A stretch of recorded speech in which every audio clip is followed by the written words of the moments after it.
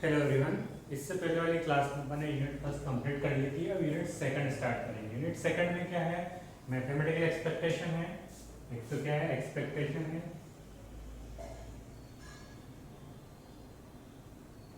और इसके साथ अपने पास एमजीएफ है, मोमेंट जनरेटिंग फंक्शन, और सीजीएफ है, कॉम्पोनेंट्स।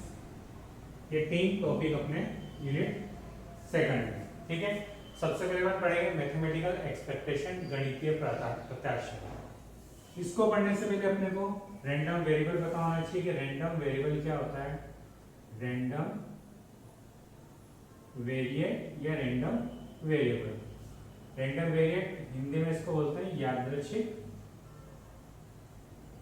विचर। मतलब क्या है कि कोई भी एक चर होगा, कोई भी एक वेरिएबल होगा, वो मान लेगा कहीं से भी। कब ले सकता है? जब उसकी कोई एक प्रोबेबिलिटी फिक्स हो, उसकी एक प्रायिकता हो। मतलब कोई भी चर यदि किसी प्रायिकता के साथ हो तो वह यादृच्छिक विचर कहलाता है। मतलब क्या है? कोई भी वेरिएबल हो सकता है, जिसे अपन ने मान लिया इसके अंदर 1 2 5 7 8 8 7 3 9 7 4। ठीक है, ये चर होंगे लेकिन विचर नहीं होंगे। इनकी प्रोबेबिलिटी अपन नहीं पहचान सकते कितनी है। अगर सिर्फ इसी स्पेस को माना जाए, जब इतने ही नंबर हैं तो इनकी प्रोबेबिलिटी निकाली जा सकती है। इससे ज्यादा हो गए तो अपन प्रोबेबिलिटी नहीं निकाल सकते। लेकिन जैसे कोई डाइस है, ये डाइस है, डाइस में अपन जानते हैं कि 1 to 6 ही होता है और सबकी प्रोबेबिलिटी 1/6 होगी। अपने को पता है इनकी प्रोबेबिलिटी। तो ये रैंडम वेरिएबल होंगे, ना कि ये, क्योंकि इनकी प्रोबेबिलिटी अपने को पता नहीं है, इनकी प्रोबेबिलिटी पता है। तो ऐसे कोई वेरिएबल जिनकी प्रोबेबिलिटी पता हो वो रैंडम वेरिएट कहलाते हैं, यादृच्छिक विचर कहलाते हैं। ठीक है, इसके बाद है प्रायिकता बंटन, प्रोबेबिलिटी डिस्ट्रीब्यूशन।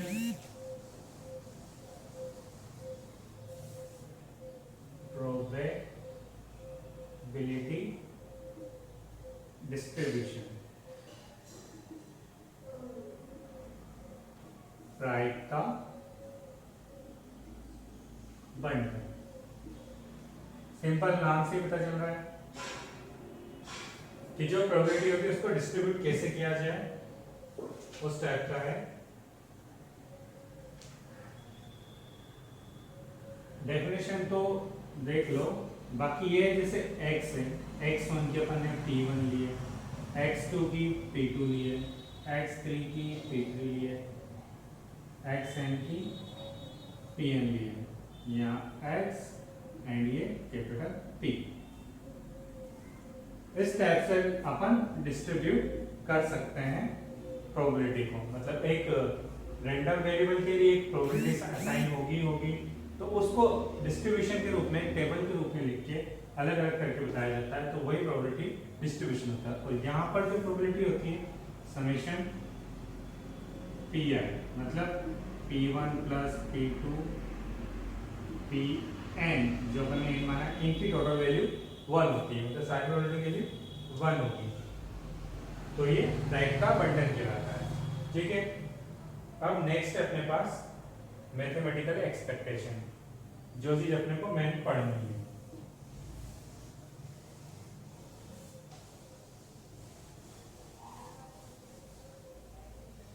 देखो, एक्सपेक्टेशन का मतलब अपने को कितना एक्सपेक्ट करना चाहिए किसी चीज से। मान लेते हैं कि अपन एक गेम खेल रहे हैं अपन, कॉइन वाला गेम है। अगर अपने पास टेल आता है या हेड आता है, अगर हेड आता है तो अपन 1 रुपया जीतेंगे, और टेल आता है तो 0.5 हारेंगे। अब इसे अपने को 10 बार कॉइन टॉस करना है, 10 टाइम्स। तो अपन ये चेक करेंगे कि इस 10 टाइम अपने को करने से क्या फायदा मिल रहा है, मतलब कितने पैसे मिल जाएंगे। या कितना नुकसान हो जाएगा, अपने को ये गेम खेलना चाहिए या नहीं खेलना चाहिए, तो उसी को कहते हैं अपने को एक्सपेक्ट करना कि इसको मैथमेटिकल रूप में कैसे निकाला जाए, वही होती है गणितीय प्रत्याशा, मैथमेटिकल एक्सपेक्टेशन। अब इसको कहते कैसे हैं, इसमें नॉर्मल ये है कि मैथमेटिकल एक्सपेक्टेशन क्या होता है कि कोई भी चर हो, विचर हो, रैंडम वेरिएबल, उसको उसकी प्रोबेबिलिटी से मल्टीप्लाई कर दिया जाए तो, और सारे को इसी टाइप से किया जाए, तो ये कहलाता है expectation of x, mathematical expectation. मतलब सभी चरों को ये एक्स आई कर लो 1 to n, अगर n तक कर रहे हैं तो जहां तक भी कर रहे हैं वो किसी भी चर को अपनी प्रायिकता से गुणनफल करना, उसके मैथमेटिकल एक्सपेक्टेशन है, गणितीय प्रत्याशा कहलाती है। ठीक है, ये है। जैसे अगर इस केस में निकाला जाए फर्स्ट टाइम, जैसे इसमें t एंड h है 0.5 एंड 1, अगर इसकी निकाली जाए तो एक्सपेक्टेशन ऑफ x क्या हो जाएगा, ये माइनस एंड ये प्लस। अब अपने पास कितना आया, फर्स्ट टाइम पहला आया, एक ही टाइम आया, मान लेते हैं 10 टाइम है अपने पास, 10 टाइम में से 6 टाइम ये आया, 4 टाइम ये आया, ये इनकी वैल्यू है। ठीक है, तो ये क्या होगा 4 इंटू 0.5 माइनस प्लस 6 इंटू 1, तो ये हो जाएगा 6 माइनस 2 मतलब 4। तो अपने को चांसेस है कि 4 रुपए मिले। अपन ने ये गेम खेला है तो चांसेस है कि अपने पास 4 रुपए मिले। अगर 4 टाइम टेल आता है, 6 टाइम टेल आता है तो ये मिलेगा। तो ये एक्सपेक्टेशन होती है, इस टाइप से करना है। इसमें क्या है कि x ये है, इसकी प्रोबेबिलिटी कितनी है, ये x ये है, इसकी प्रोबेबिलिटी कितनी है, ये। तो उनको मल्टीप्लाई करके सबको ऐड कर लो जितने भी हो। जैसे डाइस वाले में कितने होंगे, 6 होंगे, तो सबकी अलग अलग निकाल सकते हैं, सबकी प्रोबेबिलिटी अलग अलग दी होगी। अपन आगे पढ़ेंगे, आगे हो जाएगा। ठीक है,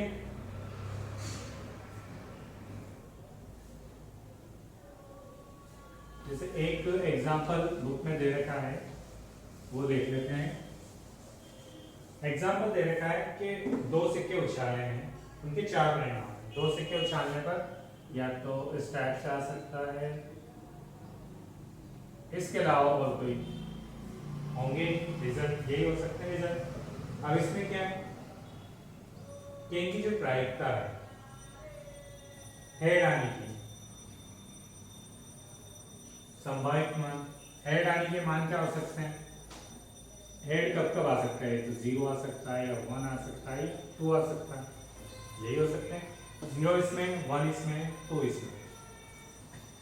तो इनकी प्रोबेबिलिटी क्या क्या दे रखी है, इसकी तो दे रखी है 1/4, इसकी 1/2, इसकी 1/4। वैसे भी चेक कर सकते हैं 1/4, 1/4, 1/4, 1/4, सबकी एक, इन दोनों में एक ही बार आ रहा है, एक बार इसमें आएगा, तो 1/4 प्लस 1/4 1/2।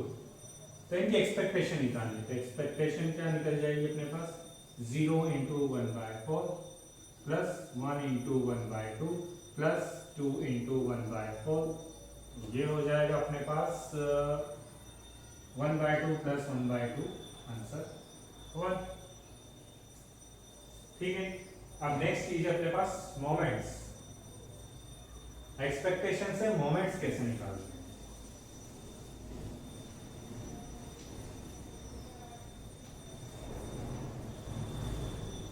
देखो नेक्स्ट टॉपिक अपने पास क्या है, मोमेंट्स, आगमन।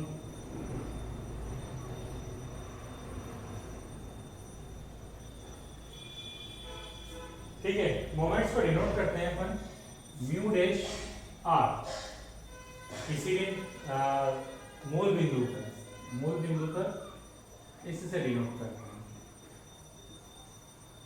समेशन एक्स पी एक्स, यही होता है। इसका एक्सपेक्टेशन के फॉर्म में इस टाइप से लिखते हैं, ये एक्स की पावर आर एक्स की पावर आर। ठीक है, ये मोमेंट्स होता है। सेंट्रल मोमेंट्स क्या होते हैं?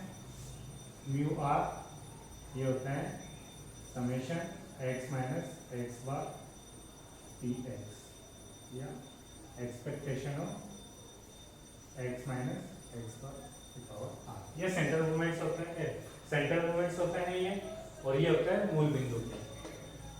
ठीक है, सेंट्रल मोमेंट्स मतलब मीन के अकॉर्डिंग, और ये नॉर्मल। ठीक है, अगर आर 1 हो तो, आर अगर वैल्यू 1 हो तो म्यू 1 डैश निकालेंगे, ये हो जाएगा x P x expectation of x, ये होगा।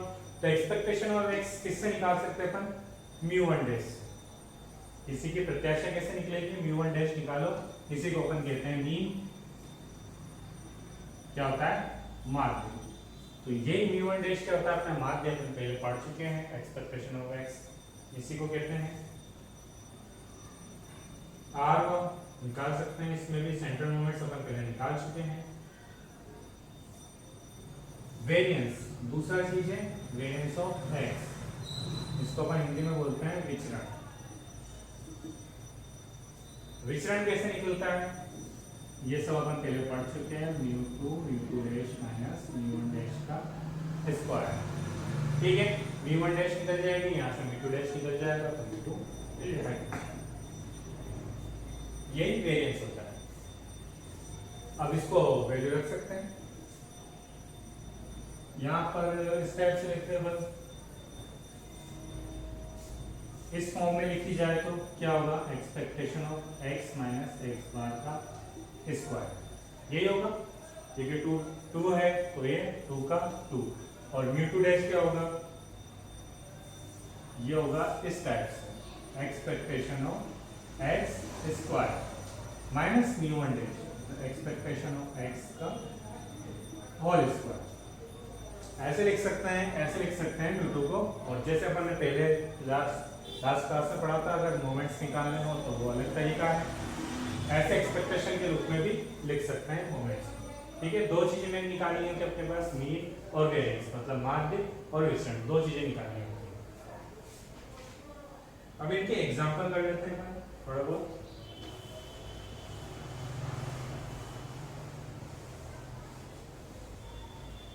देखो एग्जांपल, ये देखा है, एक साधारण पासे को एक बार देखने में प्राप्त संख्याओं का प्रत्याशा मान ज्ञात कीजिए।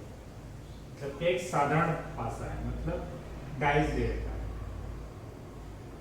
तो उसके प्रतिक्रिया मान के प्राप्त संख्याओं का विचरण ज्ञात करना है। सॉरी, ये प्रत्याशा मान। तो डाइस में क्या क्या नंबर हो सकते हैं? 1 2 3 4 5 6। सबकी प्रोबेबिलिटी सेम होगी, 1/6 1/6 1/6 1/6 1/6। तो अपने को प्रत्याशा मान निकालना, उनका expectation of x, 1 × 1/6 plus 2 × 1/6 plus 3 × 1/6 plus 4 × 1/6 plus 5 × 1/6 6 × 1/6। ये हो जाएगा 1/6 कॉमन, यहाँ से 1 + 2 + 3 + 4 + 5 + 6, ये हो जाएगा 1/6 × 6 5 11 11 4 15 15 15 और 6 21, ये हो जाएगा 7/2। ठीक है, ऐसे ही सिंपल निकालना है। दो पासे दे रखे हो तो दो पासों के हिसाब से निकालना है अपन। ये फर्स्ट क्वेश्चन तो एक पास होता है, दूसरा पासा दो पास होता है। वो क्या हो सकता है? दो पासे होंगे तो एक तो होगा नहीं, एक और एक दो हो सकते हैं, 3 हो सकते हैं, 4 हो सकते हैं, 5 6 7 8 9 10 11 12, ये भी आ सकती है। अब 2 कैसे कैसे आ सकते हैं? 2 1 और 1 प्लस, तो 1/36, ये x है, ये इसकी प्रोबेबिलिटी है। 3 कैसे आ सकते हैं? 1 2 और 2 1, मतलब 1 2 और 2 1। एक तो फर्स्ट वाले पे 1 आए, सेकंड वाले पे 2 आए, फर्स्ट वाले पे 2 आए, सेकंड वाले पे 2 आए, ये होगा 2/36। ये कैसे होता है? 1 3 3 1 और 2 2, तो 3/36। 5 कैसे हो सकता है? 5 निकाल के देख लो, 1 4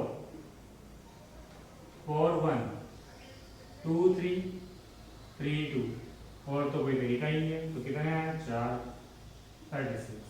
6 कैसे आ सकते हैं?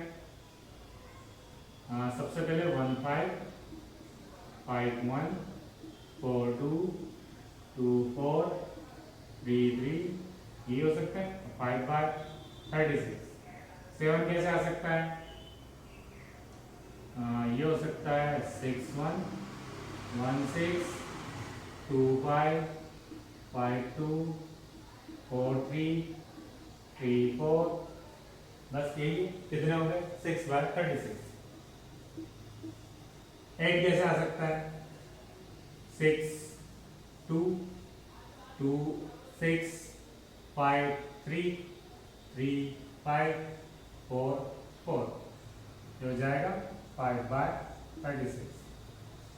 ऐसे आगे ये हो जाएगा 4 बाय 36, ये हो जाएगा 3 बाय 36, ये हो जाएगा 2 बाय 36, ये हो जाएगा 1 बाय 36। ये इनकी प्रोबेबिलिटी निकलेगी सबकी। अपने को केमिकल एक्सपेक्टेशन हो गए, ये हो जाएगा 2 into 1 by 36, 3 into 2 by 36 plus ये जितने हैं इनको मल्टीप्लाई करना है।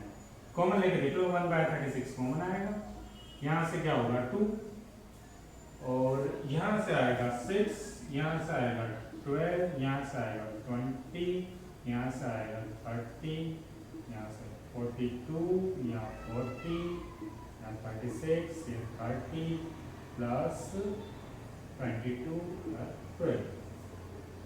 ठीक है, इन सबको ऐड करके करना है तो ये हो जाएगा 252। कैंसिल करेंगे तो आंसर सही होगा। ठीक है, इस टाइप के क्वेश्चन होते हैं, इनको करना है। अब कुछ अलग टाइप के क्वेश्चन देख लेते हैं।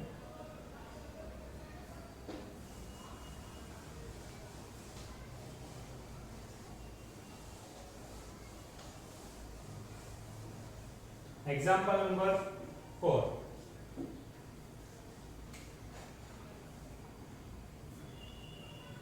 एग्जाम्पल नंबर 4 जो पूछ रहा है वो पूछ रहा है परस्पर स्वतंत्र अनंत परीक्षणों की यदि सफलता इससे प्राप्त की हो तो प्रथम सफलता के पहले असफलताओं की संख्या की प्रत्याशा क्या है। मतलब क्या तरीका है कि सफलता निकलनी है, मतलब हम मान लेते हैं कि पी अपना सक्सेस है और क्यू अपना फेलियर है। तो पी पे सफलता मिल रही है, क्यू पे असफलता मिल रही है, तो ये पूछा गया है कि अपने को क्यू की प्रत्याशा मान निकालना है, क्यू की एक्सपेक्टेशन वैल्यू निकालनी है। कब? जब लास्ट अपने को सफलता मिली हो, उससे पहले की असफलताएं कितनी है उसके अकॉर्डिंग। तो अपन मान लेते हैं कि अगर फर्स्ट टाइम नहीं हो तो x इक्वल टू 0 पे एक भी बार असफलता मिली हो, उसकी वैल्यू अपन p मान लेते हैं।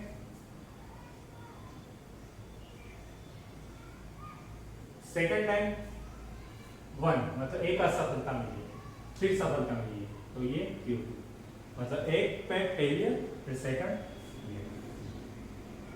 2 पे क्यू स्क्वायर की 2 बार तो असफलता फिर सफलता, इस टाइप से चलता जाएगा और ये भी आगे चलता जाएगा। ठीक है, तो अपन एक्सपेक्टेशन ऑफ x निकाल लेते हैं। सबसे पहले 0 into P plus 1 into Q P plus 2 into Q square P, आगे चलता जाएगा क्योंकि इनफाइनाइट है, अनंत तक है, तो ये करना है। अब इनमें कॉमन क्या आ रहा है, ये तो 0 हो गया तो इसको तो रहने दो। यहाँ से क्या पी क्यू कॉमन आ रहा है तो अपन पी क्यू कॉमन ले लेते हैं। यहाँ से क्या बचेगा 1, यहाँ से क्या बचेगा 2q फिर 3 तो ऑन। ठीक है, अब ये किसकी बनती है, ये बनती है 1 प्लस 2 माइनस 1 सॉरी माइनस 3, इस टाइप से बनती है। ठीक है, चाहो तो इसको सोल्व कर सकते हैं, से 1 प्लस 2q 3q स्क्वायर, अब इसमें इससे q से मल्टीप्लाई कर दो, इसको अपन a मान लेते हैं, इसको क्यू ए मान लेते हैं, तो ये हो जाएगा q plus q to q square so on. ये हो जाएगा a माइनस तो a 1 माइनस क्यू। इसको माइनस कर दो तो ये हो जाएगा, क्या हो जाएगा 1 की जगह 1, यहाँ से वापस क्यू, ये क्या हो जाएगा प्लस क्यू स्क्वायर, आगे क्यू क्यू, ये जीपी बन जाएगी, फिर यहाँ से वापस ए की वैल्यू मिल जाएगी, वो ए की वैल्यू इस टाइप से मिलेगी, ये नीचे इनवर्स में आ जाएगा, ठीक है, टोटल 1 हो जाएगा। तो ये इस टाइप से बनती है, चाहो तो इसको सोल्व कर लेना, कोई और तरीके से करना चाहो तो और तरीके से कर लेना, इसका आंसर यही आता है। अब ये है तो इसको खोल लेते हैं, सॉरी q माइनस क्यू आता है स्क्वायर हो गया, ये 2q है ना, ये वाली q माइनस 1 की होती है, 1 माइनस क्यू की, ये वाली तो होती है, इसको याद रख सकते हो 1 plus Q square plus Q Q so on. 1 minus Q minus 2 ये होती है 1 plus 2q plus 3q square. ये दोनों तुम्हें याद रखनी है, ये काफ़ी काम आती है, अपने स्टैटिक्स में बहुत ज़्यादा काम आएगी ये वाली। अब देखो इसको नीचे ले सकते हैं अपन, p q upon 1 minus q. अब 1 माइनस क्यू क्या होता है, ये तो स्क्वायर है, तो अपन एक काम कर सकते हैं 1 p प्लस क्यू हमेशा 1 होता है, याद रखना, success plus failure, total probability बनी होगी, सक्सेस की प्रोबेबिलिटी फेलियर की प्रोबेबिलिटी इक्वल टू 1। तो एक बार क्या होगा, इसको p 1 माइनस क्यू को अपन p लिख देते हैं और एक और 1 माइनस क्यू, तो ये हो जाएगा q, p से t कैंसिल तो q अपॉन 1 माइनस, इसको ऐसे लिख सकते हैं, या 1 माइनस क्यू को p लिख दो तो ऐसे हो जाएगा q अपॉन p, इसको ऐसे लिख सकते हैं q अपॉन p, ये 1 माइनस क्यू, चाहो तो यहाँ p स्क्वायर कर लो तो एक बार कट जाएगा, ये p स्क्वायर, ठीक है, इस टाइप से कर लो। यही अपना आंसर था, सिंप्लीफिकेशन था, ज़्यादा टफ नहीं है। अब इसके बाद अपन नेक्स्ट देख लेते हैं, एग्जाम्पल नंबर 9।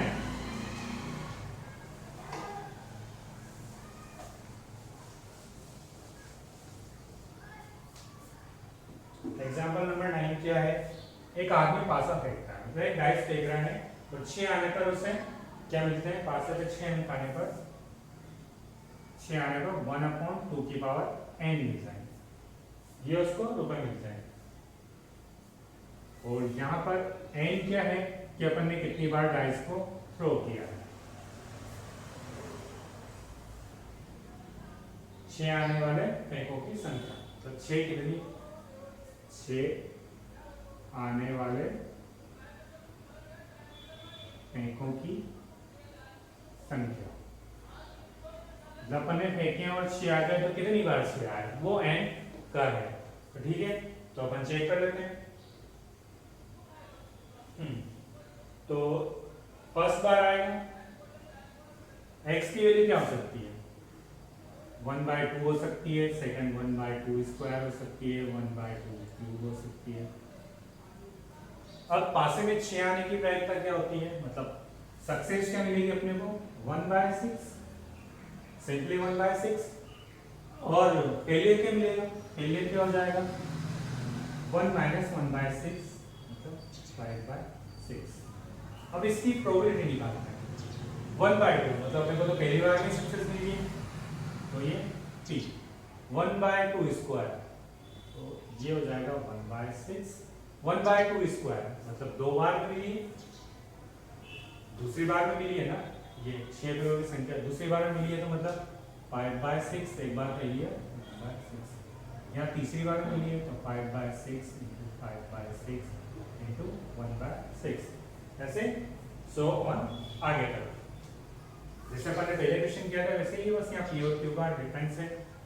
अब बस वैल्यू पुट करनी है अपने को, एक्सपेक्टेशन ऑफ एक्स एक्स, तो इसको इससे मल्टीप्लाई करो 1/2 into 1/6 plus 1/2 square into 5/6 into 1/6 plus 1/2 cube into 5/6 into 5/6 1/6। सो 1/6 सभी में आएगा, कहीं ना कहीं तो सक्सेस मिलेगी, सही ना। तो अपन एक काम करते हैं, एक तो 1/2 कॉमन ले लेते हैं, एक 1/6 कॉमन ले लेते हैं। यहां से क्या बचेगा 1, यहां से क्या बचेगा 1/2 इंटू 5/6, यहां से क्या बचेगा 1/2 स्क्वायर इंटू 5/6 का स्क्वायर, आगे चलता जाएगा, ठीक है। तो अपन निकाल लेते हैं, ये तो जीबी फॉर्म हो गई, 1/12 बाहर, ये जीबी फॉर्म हो गई, ये 1 plus x x square x cube x आगे तक। तो चाहो तो इसको ऐसे मान लो, इस वाले फॉर्म में अपन ने लिखा था 1 minus x inverse 1 plus x x square x cube, तो 1 minus x minus 2 1 plus 2x dx square. तो ये भी इस टाइप की है, 1 प्लस एक्स फिर एक्स स्क्वायर इज सेम, तो 1/2 इंटू ये तो 1/12 हो गया, इसको अपन लिख सकते हैं 1 माइनस 5/12, 5/12 का स्क्वायर इनवर्स ये हो जाएगा 1/12 इंटू 1/1 माइनस, तो ये 12 इंटू 12 माइनस 5 ये ऊपर चला जाएगा, तो ये 12 से 12 कैंसिल, तो 1/7, ठीक है। ये आंसर है। चाहो तो इसे ज्योमेट्रिक फॉर्म में करके कर सकते हैं, अनंत जी इनफिनिट वाले से 1 माइनस r ये वाला, या फिर इससे कर सकते हैं, दोनों में से किसी से भी कर लो। वैसे ज़्यादा यही होता है कि दोनों में से एक ही अपने काम आएगी, तो इन दोनों को याद रख लो, डायरेक्टली आंसर सोल्व हो जाता है, ठीक है। ये 9 क्वेश्चन था। ऐसे भी सारे ही हैं कि एक को निकालना है, एक एक करना। अब नेक्स्ट अपन पढ़ते हैं mathematical expectation of sum and product of two random variables. दो रैंडम वेरिएबल के यादृच्छिक विचरों के योग और गुणन की प्रत्याशा, ठीक है। इसको अपन नेक्स्ट क्लास में पढ़ लेंगे। अभी अपन ये तक के क्वेश्चन देख लेते हैं, ये क्वेश्चन हो गए, बाकी अपन नेक्स्ट क्लास में पढ़ेंगे इसकी जो थ्योरम्स वगैरह हैं और आगे क्वेश्चन करेंगे, ठीक है।